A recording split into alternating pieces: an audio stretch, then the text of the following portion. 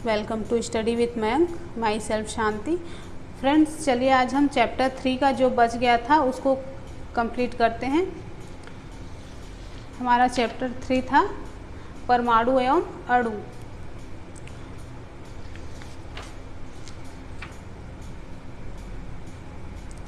Three 3.2 का first था विभिन्न तत्वों के परमाणुओं के आधुनिक प्रतीक क्या है, मतलब हम तत्वों को प्रतीक के रूप में कैसे दर्शा सकते हैं। ठीक है, तो चलिए जानते हैं। तो फ्रेंड्स, डाल्टन पहले वैज्ञानिक थे जिन्होंने तत्वों के प्रतीकों का प्रयोग किया।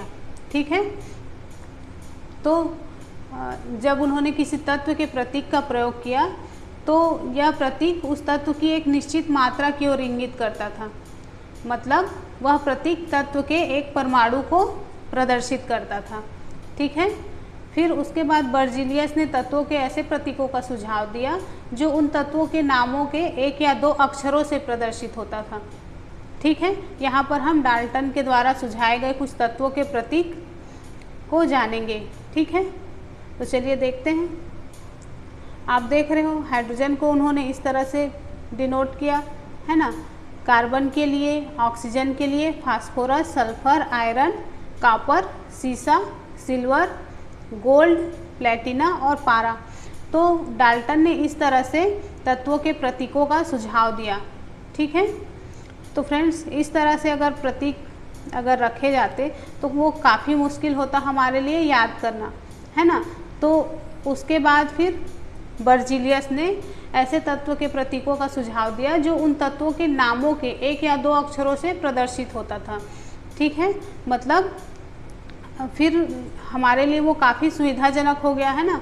मान लो किसी दुनिया में इतने सारे इंसान हैं, सबको पहचानने के लिए अगर हम इस तरह से चिन्हों का प्रयोग करते तो हम उन्हें याद नहीं रख सकते, है ना।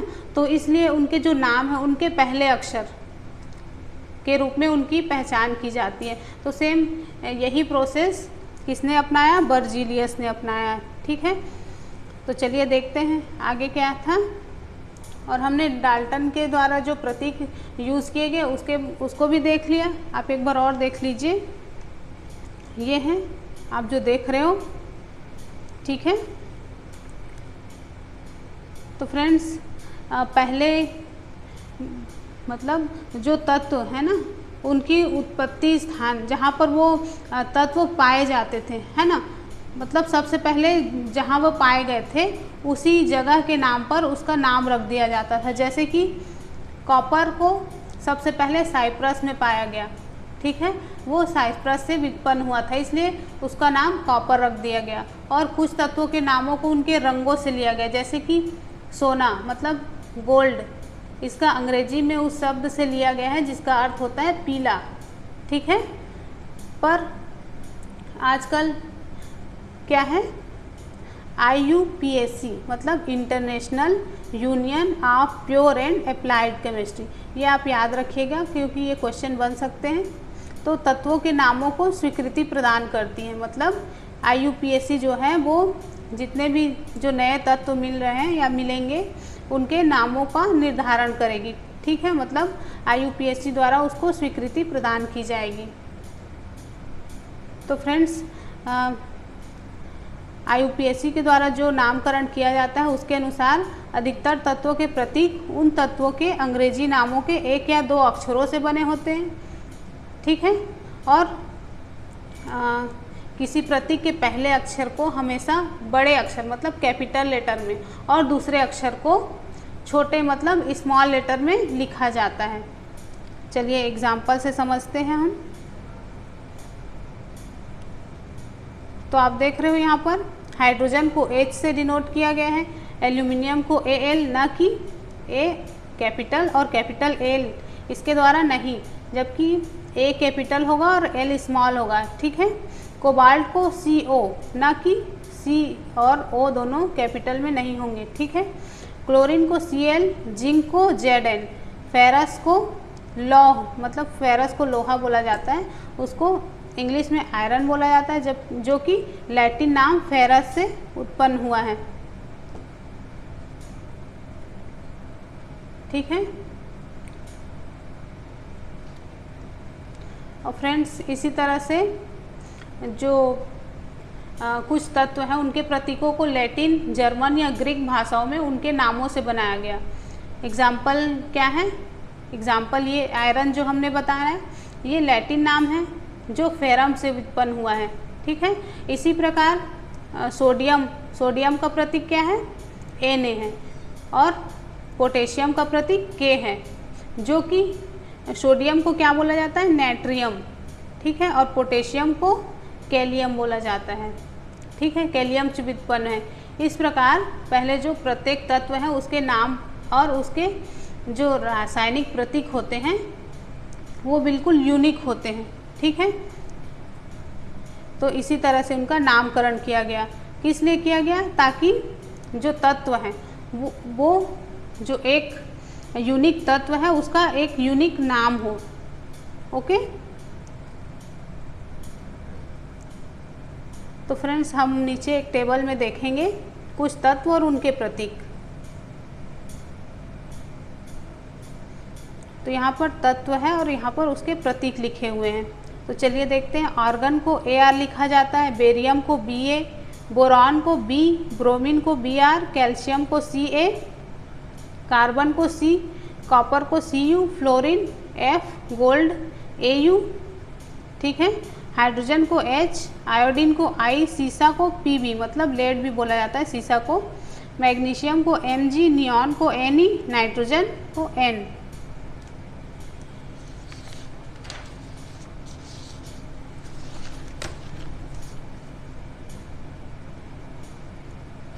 यहाँ पर और कुछ रह गए हैं। ऑक्सीजन को O लिखा जाता है, पोटेशियम को K, सिलिकॉन को Si, सोडियम को Na, सिल्वर को Ag, सल्फर को S, यूरेनियम को U और जिंक को Zn, ठीक है।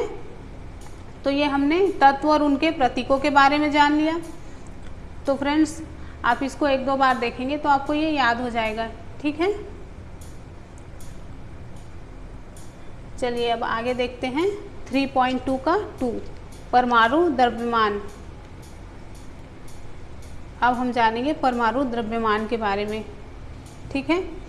तो फ्रेंड्स डाल्टन के परमाणु सिद्धांत की सबसे विशिष्ट संकल्पना परमाणु द्रव्यमान की थी, ठीक है। मतलब उन्होंने जो परमाणु सिद्धांत दिया था उसमें सबसे विशिष्ट संकल्पना जो थी वो परमाणु द्रव्यमान की थी। और उनके अनुसार क्या है?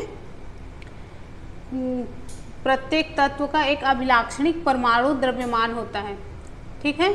और डाल्टन का सिद्धांत स्थिर अनुपात के नियम को इतनी अच्छे तरह से भली भांति समझने में समर्थ था कि वैज्ञानिक इससे प्रेरित होकर परमाणु द्रव्यमान को मापने की ओर अग्रसर हुए, ठीक है। मतलब डाल्टन का जो सिद्धांत है वो स्थिर अनुपात के नियम का पालन करता था, है ना। ओके, और चूँकि एक परमाणु के द्रव्यमान को ज्ञात करना अपेक्षाकृत कठिन काम था, इसलिए रासायनिक संयोजन के नियमों के उपयोग और उसके उत्पन्न यौगिकों के द्वारा सापेक्ष परमाणु द्रव्यमान को ज्ञात किया गया, ठीक है। तो यहाँ पर हम एक यौगिक कार्बन मोनोऑक्साइड का एग्जाम्पल लेते हैं। ओके, पहले ये मैं पढ़ के बता देती हूँ आपको। किसी तत्व के सापेक्षिक परमाणु द्रव्यमान को उसके परमाणुओं के औसत द्रव्यमान का कार्बन 12 परमाणु के द्रव्यमान के 1/12वें भाग के अनुपात द्वारा परिभाषित किया जाता है। तो ये पढ़ने में तो कुछ समझ में आया नहीं, इसलिए हम इसको एग्जाम्पल के द्वारा समझेंगे, ठीक है। तो हमने कौन सा एग्जाम्पल लिया? कार्बन मोनोऑक्साइड का, ठीक है, जो कार्बन और ऑक्सीजन द्वारा मिलकर बना होता है।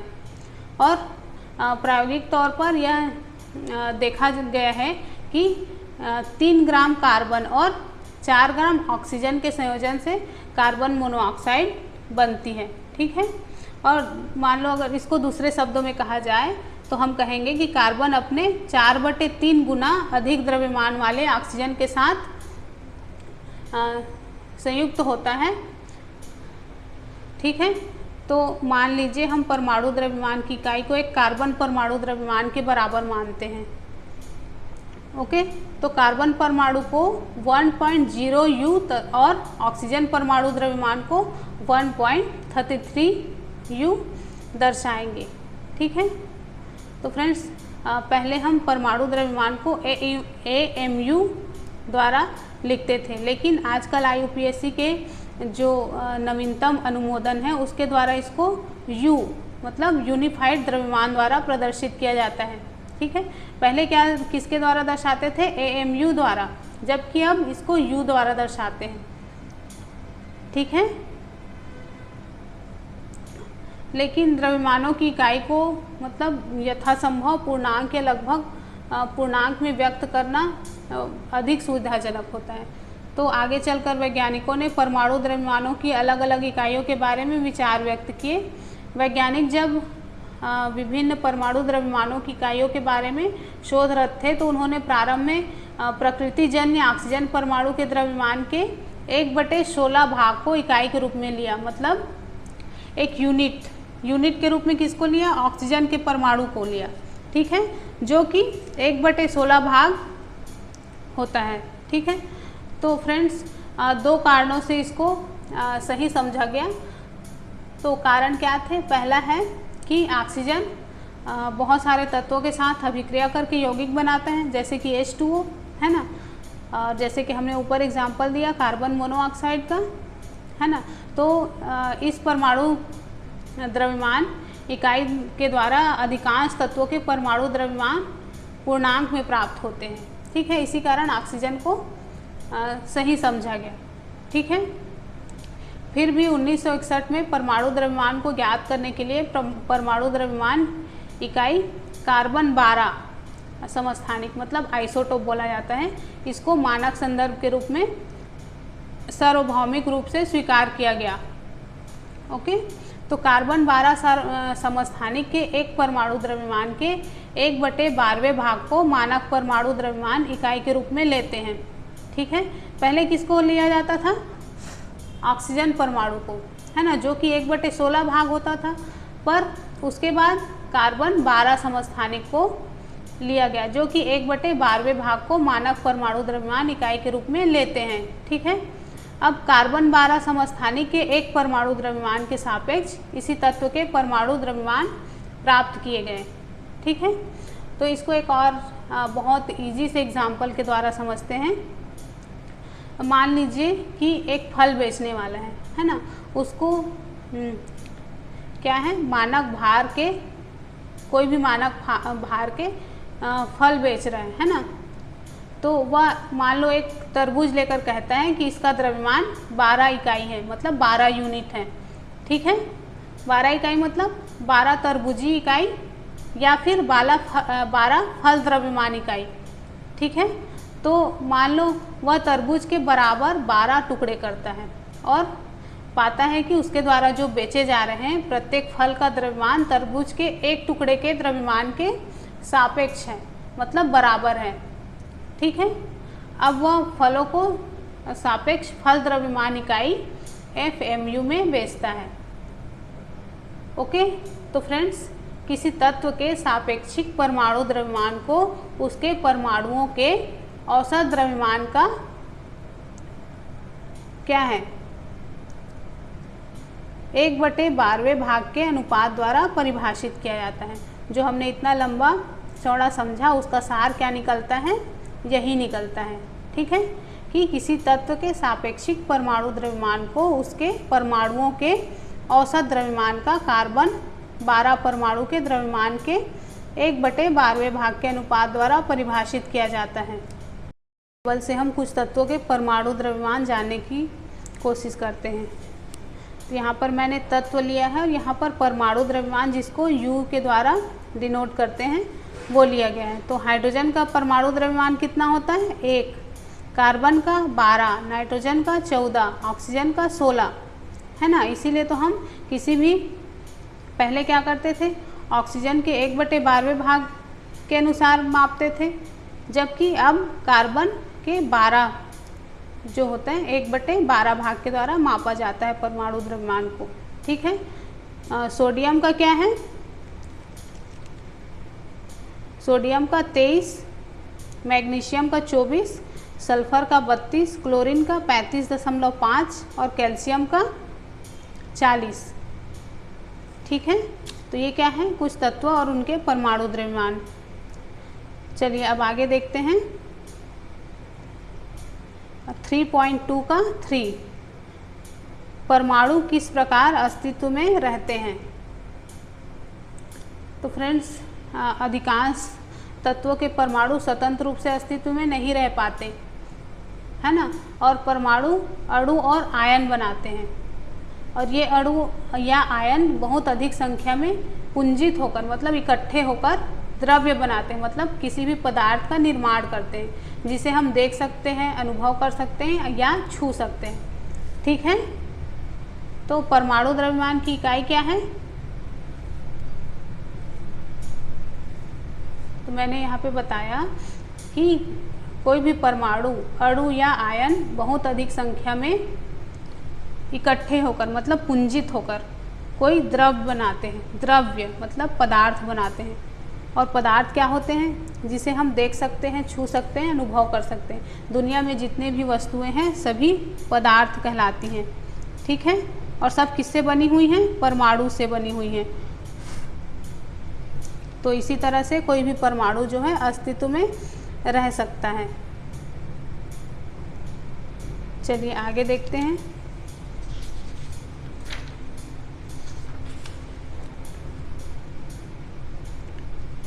थ्री 3.3 अणु क्या है? अब हम अणु के बारे में जानेंगे। तो फ्रेंड्स साधारणतः अणु ऐसे 2 या 2 से अधिक परमाणुओं का समूह होता है जो आपस में रासायनिक बंध द्वारा जुड़े होते हैं, या वे परस्पर आकर्षण बल के द्वारा कसकर जुड़े होते हैं। ठीक है, तो अणु को किसी तत्व या यौगिक के उस सूक्ष्मतम कण के रूप में हम परिभाषित कर सकते हैं जो स्वतंत्र रूप में अस्तित्व में रह सकता है, या जो उस यौगिक के सभी गुण धर्मों को प्रदर्शित करता है, मतलब उसकी सारी विशेषताएं उस अणु में होंगी। ठीक है, एक ही तत्व के परमाणु अथवा भिन्न भिन्न तत्वों के परमाणु परस्पर संयोग करके अणु निर्मित करते हैं। जैसा कि हमने पढ़ा कि अणु क्या है? सबसे सूक्ष्मतम कण है, और अणु परस्पर संयोग करके मिल करके परमाणु परस्पर मिल करके अणु का निर्माण करते हैं। ठीक है, तो अणु क्या होते हैं? तो दो परमाणुओं के मिलने से अणु का निर्माण होता है। ठीक है, कहने का यही तात्पर्य है। चलिए अब देखते हैं 3.3 का 1 तत्वों के अणु। तो फ्रेंड्स किसी तत्व के अणु एक ही प्रकार के परमाणुओं द्वारा संरचित होते हैं। ठीक है, मतलब किसी भी तत्व के अणु एक ही प्रकार के परमाणुओं द्वारा बने होंगे, जैसे कि आर्गन, हीलियम, और जैसे अनेक तत्वों के अणु उसी तत्व के केवल एक परमाणु द्वारा निर्मित होते हैं, लेकिन अधिकांश अधातुओं में ऐसा नहीं होता। ठीक है, एग्जाम्पल क्या है? ऑक्सीजन। तो ऑक्सीजन अणु 2 ऑक्सीजन परमाणुओं से बनता है, इसलिए इसको द्विपरमाणुक अणु कहते हैं, इसलिए इसको O2 लिखा जाता है ना। ठीक है, यदि सामान्यतः 2 के स्थान पर 3 ऑक्सीजन परमाणु परस्पर संयुक्त होते हैं या संयोग करते हैं तो उसे हम ओजोन कहते हैं, है ना। ओजोन का सूत्र क्या होता है? O3 होता है। तो यहाँ पर इसका मतलब क्या हुआ कि ओजोन में ऑक्सीजन के 3 परमाणु होंगे। ठीक है और किसी अणु की संरचना में प्रयुक्त होने वाले परमाणुओं की संख्या को उस अणु की परमाणुकता कहते हैं। क्या कहते हैं? परमाणुकता। मतलब किसी अणु की संरचना में, है ना, किसी अणु के निर्माण होने में जितने भी परमाणु नियुक्त मतलब प्रयुक्त होते हैं, जितने भी परमाणुओं की आवश्यकता होती है उसी की संख्या को उस अणु की परमाणुकता कह देंगे। ठीक है, तो फ्रेंड्स धातु अणुओं और कुछ अन्य तत्वों के अणुओं जैसे कि कार्बन के अणुओं की सरल संरचना नहीं होती, किंतु इनके अणुओं में असीमित परमाणु परस्पर बंधे होते हैं। चलिए हम कुछ तत्वों की परमाणुकता को देखेंगे नीचे टेबल में।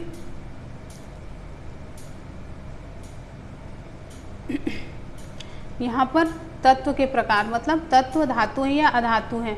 ठीक है, यहाँ पर उस तत्व का नाम लिखा हुआ है, इसमें परमाणुकता। ठीक है, यहाँ पर ये फिर से जो टेबल है उसको दोहराया गया है। आपको सिर्फ इतना ही देखना है अभी इस साइड को। ठीक है, तो ये अधातु हैं। पहला क्या है, आर्गन। ये क्या होता है, ये एक परमाणुक होता है। ठीक है, हीलियम ये भी एक परमाणुक होता है। ऑक्सीजन द्विपरमाणुक होता है, इसलिए इसको O2 लिखा जाता है। हाइड्रोजन ये भी द्विपरमाणुक होता है, इसको H2 लिखा जाता है। नाइट्रोजन यह भी 2 परमाणुक होता है, इसको भी N2 लिखा जाता है। क्लोरीन ये भी द्विपरमाणुक। फास्फोरस चतुर्परमाणुक होता है। सल्फर ये बहुपरमाणुक होता है। ठीक है, ये हमने अधातु को देख लिया। इधर हम धातु के बारे में जानेंगे। धातु क्या है, सोडियम ये एक परमाणुक होता है। आयरन ये भी एक परमाणुक। एल्यूमिनियम एक परमाणुक। कॉपर एक परमाणुक।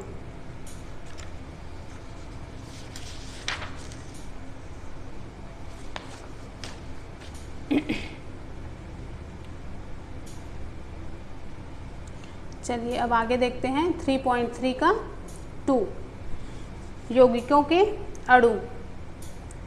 तो भिन्न भिन्न तत्वों के परमाणु एक निश्चित अनुपात में परस्पर जुड़कर यौगिकों के अणु निर्मित करते हैं। ये हम पहले से पढ़ते आ रहे हैं कि यौगिक कैसे बनते हैं, है ना। तो अलग अलग तत्वों के परमाणु एक निश्चित अनुपात में परस्पर जुड़कर यौगिकों के अणु बनाते हैं। जैसे कि H2O में हाइड्रोजन और ऑक्सीजन के अणु होते हैं। हाइड्रोजन क्या है, एक तत्व है। ऑक्सीजन क्या है, ये भी एक तत्व है। और दोनों एक निश्चित अनुपात में, कितने अनुपात में, उनका अनुपात क्या होता है आप कमेंट करके बताइएगा। हाइड्रोजन में जल में हाइड्रोजन और ऑक्सीजन का अनुपात कितना होता है मैं पिछले क्लास में बता चुकी हूँ। ठीक है, पर आपको कमेंट करके बताना है। तो ये परस्पर जुड़कर यौगिक के रूप में अणु निर्मित करते हैं, मतलब जल के अणु का निर्माण होता है हाइड्रोजन और ऑक्सीजन के मिलने से। ठीक है, तो चलिए इसके भी कुछ एग्जाम्पल देख लेते हैं कुछ यौगिकों के। यौगिक क्या है, जल। तो ये किससे बना होता है, हाइड्रोजन और ऑक्सीजन। और इसका अनुपात कितना है, 1:8। मैंने यहीं पर बता दिया, है ना। अमोनिया में नाइट्रोजन और हाइड्रोजन, इसका अनुपात कितना होता है, 14:3। कार्बन डाइऑक्साइड, तो इसमें कार्बन और ऑक्सीजन का अनुपात 3:8। ठीक है, चलिए आगे देखते हैं।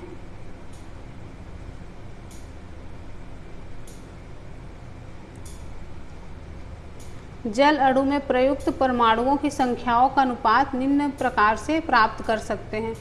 यहाँ पर एक टेबल दिया गया है जिससे हम अनुपात निकाल सकते हैं। किस प्रकार से, तो देखिए यहाँ पर हाइड्रोजन, इसका द्रव्यमान अनुपात कितना है, 1। परमाणु द्रव्यमान 1। द्रव्यमान अनुपात बटे परमाणु द्रव्यमान बराबर 1/1 बराबर 1। और इसका सरलतम अनुपात कितना हुआ, तो 2 होगा। उसी तरह ऑक्सीजन का परमाणु द्रव्यमान अनुपात कितना है, 8। परमाणु द्रव्यमान 16 और द्रव्यमान अनुपात बटे परमाणु द्रव्यमान बराबर 8/16। तो इसका कितना होगा, 1/2 होगा। तो इसका सरलतम अनुपात क्या मिल जाएगा हमको, 1। ठीक है, तो इस प्रकार जल अणु में प्रयुक्त परमाणुओं की संख्याओं का अनुपात हाइड्रोजन और ऑक्सीजन का अनुपात कितना है, 2:1 है। ठीक है, चलिए अब आगे देखते हैं 3.3 का 3।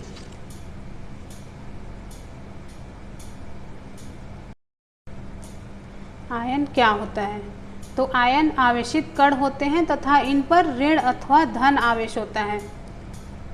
ओके, तो फ्रेंड्स धातु और अधातु युक्त यौगिक आवेशित कणों से बने होते हैं, है ना। और इन आवेशित कणों को ही आयन कहते हैं। ठीक है, तो यहाँ पर क्या कहा गया है, आयन आवेशित कण होते हैं और इन पर ऋण या धन आवेश होता है। ठीक है, ऋण आवेशित कण को ऋण आयन मतलब एन आयन कहा जाता है और धन आवेशित कण को केटायन कहा जाता है।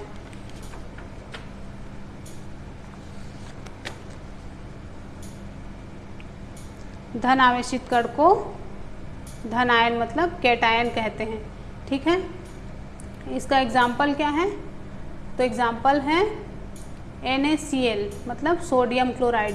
तो सोडियम क्लोराइड किससे बना होता है? सोडियम और क्लोरीन आयन से बना होता है।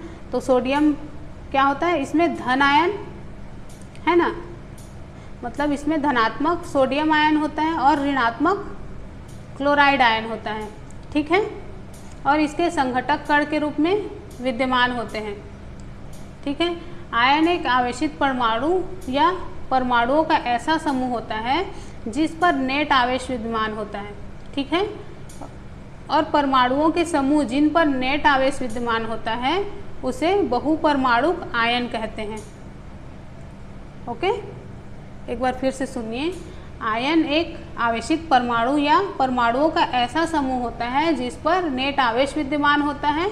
परमाणुओं के समूह जिन पर नेट आवेश विद्यमान हो उसे बहुपरमाणुक आयन कहते हैं। ठीक है, तो फ्रेंड्स हम आयनों के निर्माण के बारे में चैप्टर 4 में और डिटेल से जानेंगे। यहाँ पर हम कुछ आयनिक यौगिक देख लेते हैं।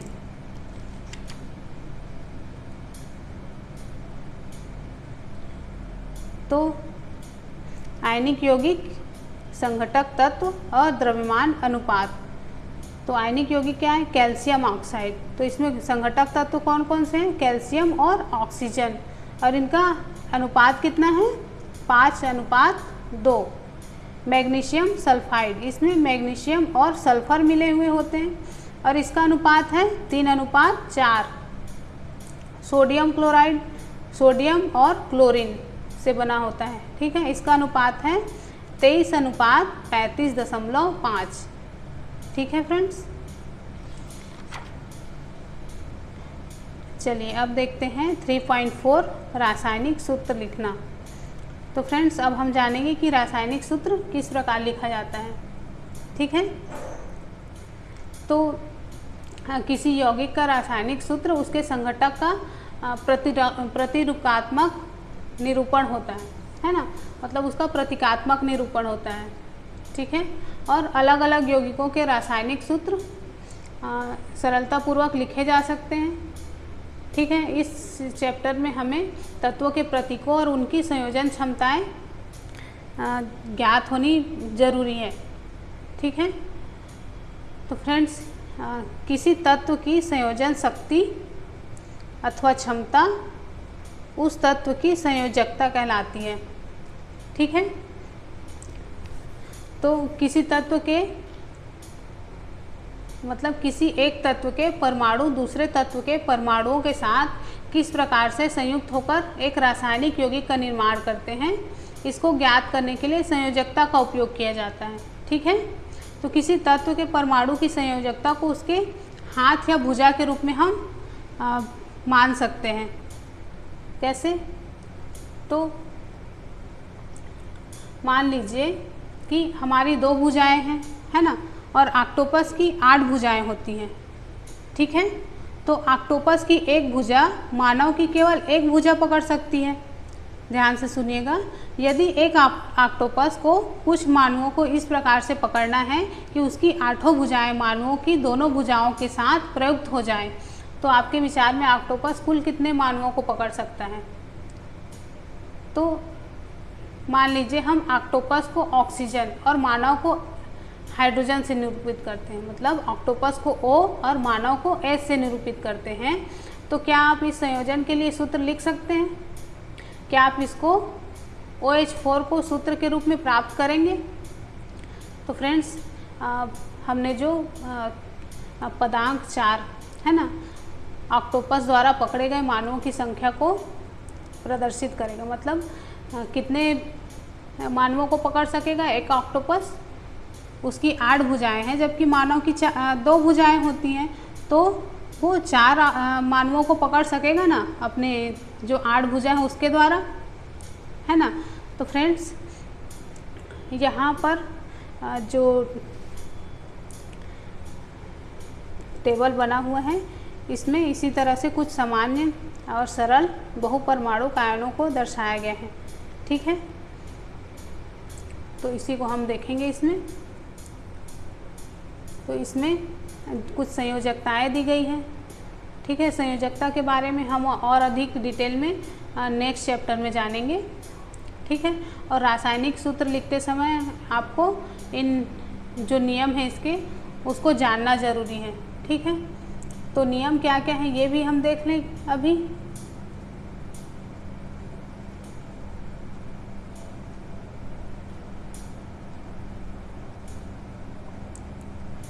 तो पहले हम इसको नहीं, पहले हम नियम जान लेते हैं, उसके बाद फिर जो ये चार्ट है उसको देखेंगे। ठीक है, तो संयोजकता जानने का पहला नियम क्या है? तो पहला नियम है, इसका फर्स्ट पॉइंट है, आयन की संयोजकता या आवेश संतुलित होना चाहिए। ठीक है, दूसरा है, जब एक यौगिक किसी धातु और अधातु से संयोग से निर्मित होता है तो धातु के नाम या उसके प्रतीक को रासायनिक सूत्र में पहले लिखते हैं। एग्जाम्पल के रूप में हम calcium oxide, sodium chloride, iron sulphide या कॉपर ऑक्साइड।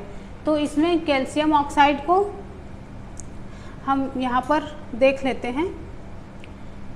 ठीक है, तब समझ में आएगा। कैल्शियम ऑक्साइड को CaO के द्वारा डिनोट किया जाता है, सोडियम क्लोराइड को NaCl, आयरन सल्फाइड को FeS, कॉपर ऑक्साइड को CuO। ठीक है, यहाँ पर ऑक्सीजन, क्लोरीन, सल्फर ये सब अधातुएं हैं और इन्हें हम दाईं तरफ लिखते हैं, जबकि कैल्शियम, सोडियम, आयरन और कॉपर धातुएं हैं और इन्हें हम बाईं तरफ लिखेंगे। ठीक है, बाईं मतलब लेफ्ट साइड। ठीक है, अब नेक्स्ट है, जो बहुपरमाणुक आयन होते हैं उनके द्वारा निर्मित यौगिकों में आयन को पहले कोष्ठक में रखते हैं, उसके बाद अनुपात को दर्शाने वाली संख्या को लिखते हैं। यदि बहुपरमाणुक आयन की संख्या 1 हो तो कोष्ठक की ज़रूरत नहीं होती। एग्जाम्पल के लिए NaOH। ठीक है, तो फ्रेंड्स हम यहाँ पर ये सारणी देख लेते हैं। यहाँ पर संयोजकता दी गई है, फिर आयन का नाम, संकेत, अधात्विक तत्व। ठीक है, तो यहाँ पर है सोडियम, तो इसका संकेत है Na और अधात्विक तत्व क्या है? हाइड्रोजन, इसका संकेत है हाइड्रोजन आयन। ठीक है, इसका बहुपरमाणुक आयन क्या है? अमोनियम, तो NH4। ठीक है, पोटेशियम का K, हाइड्राइड का H जो कि निगेटिव में लिखा जाता है, और हाइड्रोक्साइड को OH के द्वारा डिनोट करते हैं, जो ये भी निगेटिव में होता है, मतलब ऋणात्मक होता है। सिल्वर Ag और ये पॉजिटिव है। क्लोराइड आयन, तो ये Cl निगेटिव मतलब ऋणात्मक। नाइट्रेट NO3,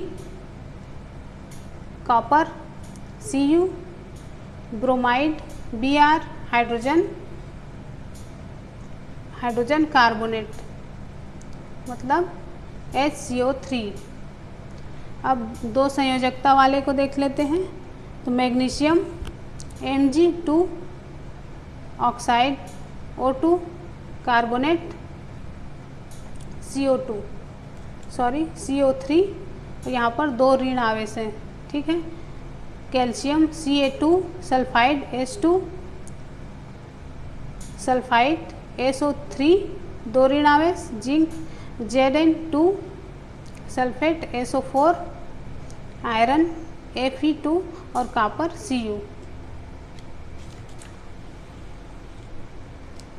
पर संयोजकता 3, जिसकी संयोजकता 3 होगी उसका आयन का नाम क्या है? एल्यूमिनियम Al3, अधात्विक तत्व नाइट्राइड, संकेत N3, फास्फेट PO4 3 ऋण आयन और आयरन का Fe3 धन आयन। ठीक है, तो इस तरह से हमने यहाँ पर कुछ सामान्य, सरल और बहुपरमाणुक आयन के संयोजकता के बारे में जाना, है ना। कुछ तत्व एक से अधिक संयोजकता दर्शाते हैं। संयोजकता को कोष्ठक में रोमन संख्या द्वारा प्रदर्शित किया जाता है। ठीक है, तो फ्रेंड्स यहाँ पर हम वीडियो ये ख़त्म करते हैं और मिलते हैं नेक्स्ट वीडियो में। ठीक है, ओके, बाय बाय।